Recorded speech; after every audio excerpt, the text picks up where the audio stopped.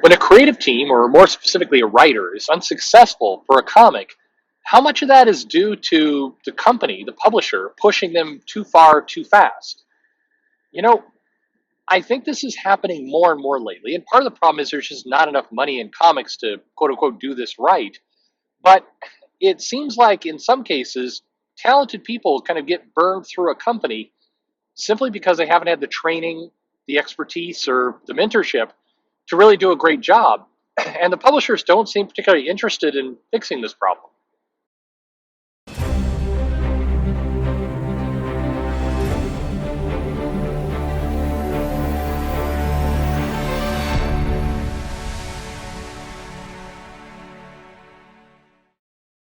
Hey everybody, this is Perch. I've been thinking about this a lot lately. Is this we've got this kind of rotating door of creators sometimes, and it feels like a very much a sink or swim kind of environment in a lot of cases, and usually sink, where new creators, people who are coming into comics from the indie scene or from somewhere where they haven't really done big two work, which is going to fundamentally function and be a lot different from doing something on the independent scene or doing something for yourself. It's going to operate differently.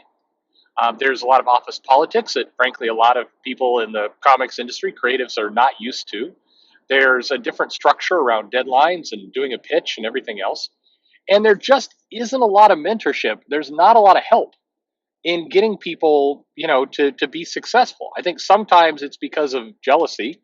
I've watched senior creators or editors kind of intentionally, I guess intentionally, not intentionally, tank somebody by just not offering help when help is clearly needed. Or it's kind of like if somebody is walking blindly, into a wall, you're like, hey, you might want to adjust course, or you can kind of sit back and watch the show for yourself. And that's what happens a lot of times with newer creators. They just kind of stumble into the wall, and nobody's there to go, hey, don't do that. It there's an analogy here to wrestling, and it's a weird that so much comes this way, but in professional wrestling, there's this concept of you don't put somebody too green out in the ring. You don't overexpose somebody. Another way to put it is like you get a wrestler who doesn't maybe have a lot of moves or doesn't have a lot of experience in working with another opponent, and so you protect them in the ring. Meaning maybe you're giving them a match with somebody who is very capable and helpful at making the other person look good, making the hits look like they land more successfully, softening the blows so the orchestration of the match works out. It's how, in theory, you learn and you grow talent. And in the past, the wrestling companies and the WWE has made the mistake of pushing somebody too far too fast. A perfect example of this is The Rock. Is Dwayne The Rock Johnson, or Rocky Maivia. He came out and he was billed as as a second generation wrestler, or from a family, and he was hated. Like, he didn't have the interview skills, he didn't have some of the wrestling skills, and so he looked kind of very green, very wooden in the ring. His interview skills were not great. He was not confident on the microphone, and it just the fan reaction was negative, and they pushed him out just too quickly. And so they kind of, as I recall, he got injured and he went back and he retooled. He kind of learned how to give promos. He spent time with a friend of mine, helped kind of help train him, or not train, but that's the wrong word, but help expose him to more of the business around, hey, when, here's how the cameras work, here's how the microphone is, here's how you can kind of keep the crowd in your hand and everything else. And to his credit, The Rock, studied and learned. And so when he came back, they kind of retooled his character to be kind of cocky. He played into it. He learned how to kind of work the crowd. And today, I mean, he's obviously kind of mostly out of wrestling, or for all intents and purposes out of wrestling at this point. But it's a case where, is there a bigger wrestling star in the last 20 years? I think if you're looking at the people in the U.S. anyway, The Rock is probably the big success story. And I think it was a case of, he got pushed too far too fast. He didn't have a lot of training.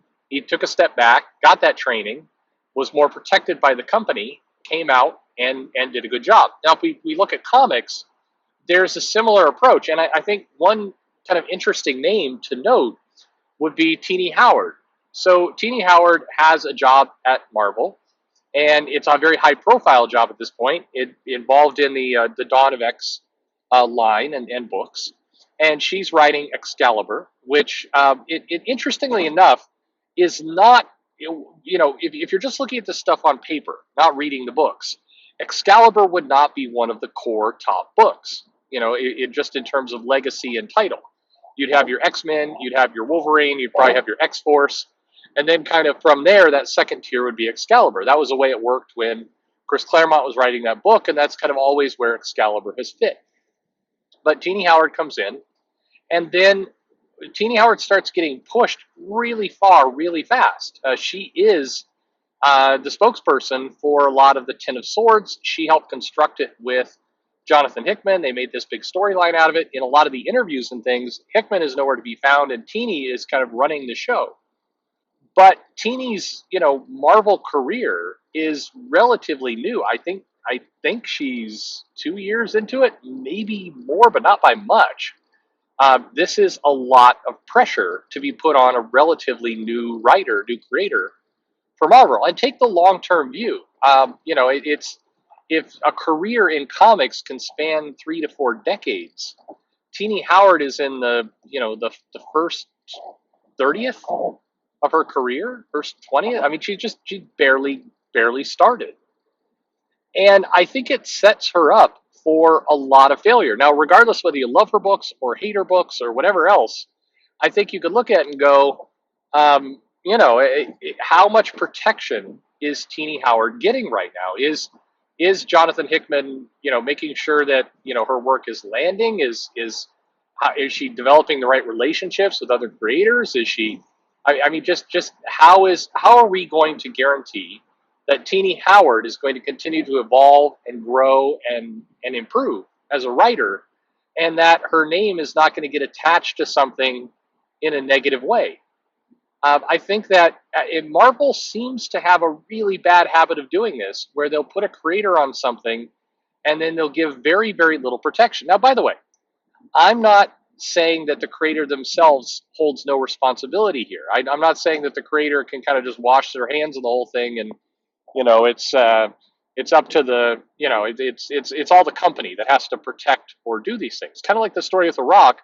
One of the reasons why The Rock was successful is because he himself sought out people in the production truck and sought out help with interviews and kind of how to kind of position himself. He took that initiative. And so I'm not saying here that, like, hey, if Teenie Howard fails, it's all Marvel's fault.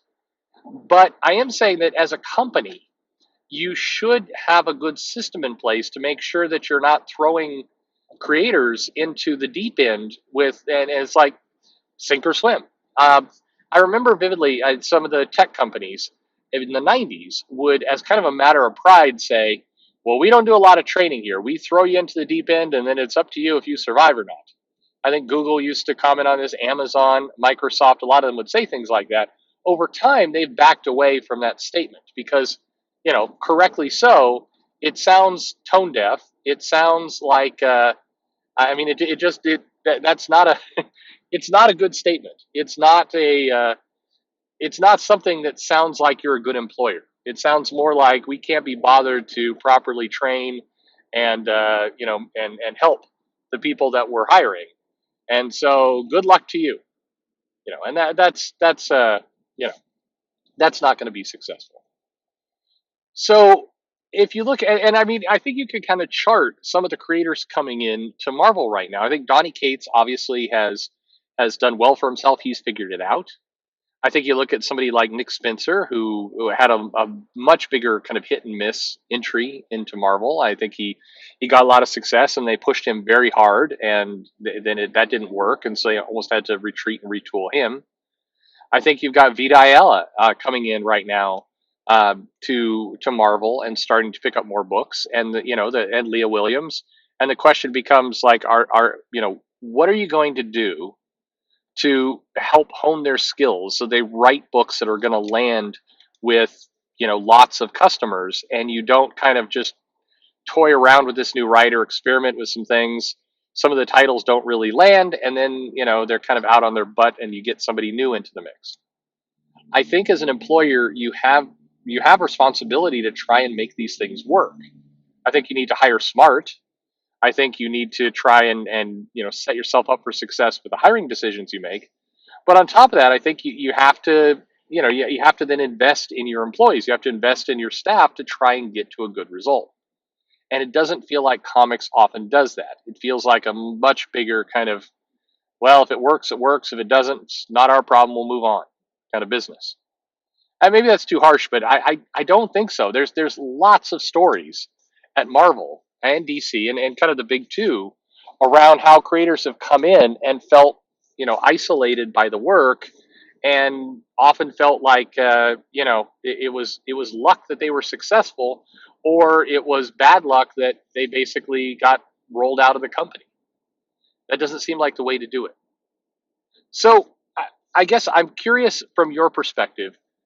Well, first off, do you think there's well, do you think there's an argument to be made that both sides have a lot of work to do? The creator needs to kind of push and evolve their skills, and the company has a responsibility not to overexpose somebody before they're ready. Again, using wrestling, it'd be like rolling somebody out into the ring who doesn't have all the moves down, and basically goes out there and injures somebody, or botches something and causes real problems.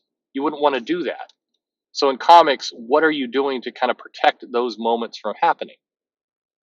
Or is this crazy? Or is it like, no, it's a I mean, one, unfortunately, the elephant in the room is there's not a lot of money in comics.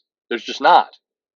And so we can talk about how the companies should do these things and how they should protect their workers, and they should invest time into mentorship and training. But the elephant in the room is there's just not a lot of money in comics, and so you know uh, hoping they hope it all works out. Basically, if it doesn't work out, there's not a lot of money. We'll go on to the next person, and that's just what the finances business provides at the moment. But that seems like a pretty big shame to me. That feels very wasteful, and like you're almost guaranteeing a bad result. But what do you think? Leave me a comment below. Let me know your thoughts on the matter. Like, subscribe, click the bell for notifications. Check to see if you're still subscribed, because every now and then people get rolled off for reasons that are only known to YouTube. But hey, thanks for listening.